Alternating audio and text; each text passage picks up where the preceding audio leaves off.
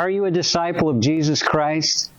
Well, Jesus gave several indicators of what it meant to be a disciple. And one of his requirements, one of his conditions, is found in Luke 9:23, where he says, "If anybody desires to come after me as a disciple, let him deny himself, take up his cross daily, and follow me." When he says deny yourself, what is he talking about?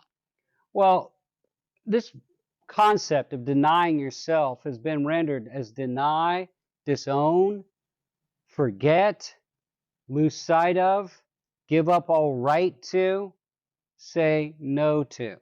So you're denying yourself. You're letting go of yourself. It's not about you.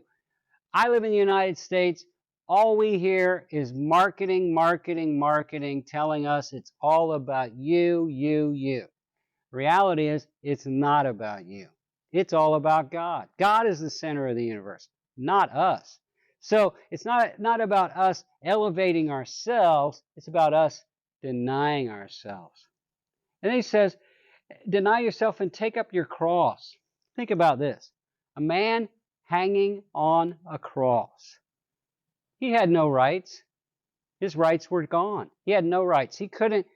Had no right to anything at that point in his life. He had no possessions. They were all gone. The only thing he possessed was his body. He had no friends. You didn't want to be friends with a guy hanging on a cross because that would mean you might be next. And so their friends would abandon them. That happened to Jesus.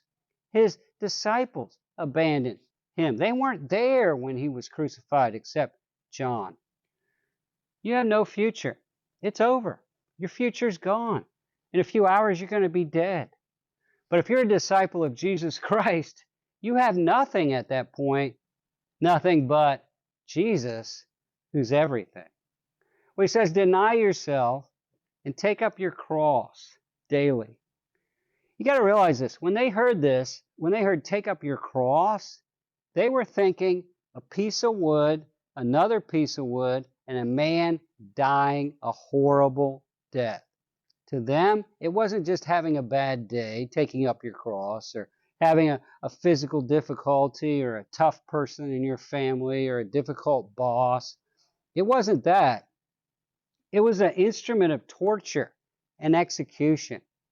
The Romans, of all the ways they killed people, all the ways they executed people, they saved crucifixion for the worst criminals whom they wanted to make a spectacle of. They crucified them, the lowest of the low, the worst of the worst.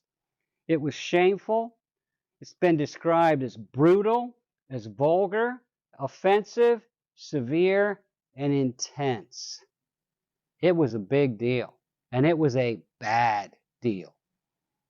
Philip, he embraced the cross. He denied himself. He took up the cross. The disciple Philip was scourged. That means he was whipped 39 times like Jesus and then crucified just like Jesus. Matthew, they killed him with a sword. Matthew, who wrote the gospel, died for his faith with a sword. They killed him. Matthias, the new disciple picked in Acts 1. You think, oh, he'd be celebrating. I get to be a disciple. This is where he ended up, stoned to death. And then they beheaded him. Peter, the big disciple. Yay, I wish I was like Peter. Peter, he was crucified upside down because he was going to be crucified. He didn't feel he was worthy to be crucified right side up like Jesus. So that's an even more horrible death. Andrew, the disciple, one of the first disciples, the one who brought Peter with him, he was also crucified. Luke, who wrote the gospel and the book of Acts, he was hung for his faith. And I could go on and on. But the point is, this is serious. Can be costly. This is a big deal. God will give you all the grace you need to face everything that you will face.